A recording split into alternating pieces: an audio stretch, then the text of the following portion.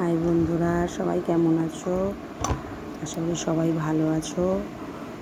তো আজ এই যে আটা মাখছি, বড় কষ্টের জিনিস, তবুও করতে হবে। এই আটা মাখছি, আটা মাখা হয়ে গেলে আলুর তরকারি হয়েই গেছে, তো আটা মাখছি। আলুর তরকারি, রুটি, মিষ্টি থাকে, মিষ্টি আছে।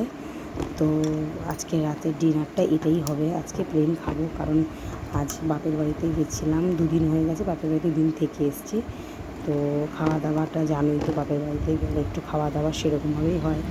তো একদম আর সেরকমভাবে কিছু খাওয়ার ইচ্ছে নেই, তবু রুটিটা করতে হবে, কারণ আমার হাজব্যান্ড তো যায়নি, তো তাকে তো রুটি করে দিতেই হবে, রুটি করতে হবে।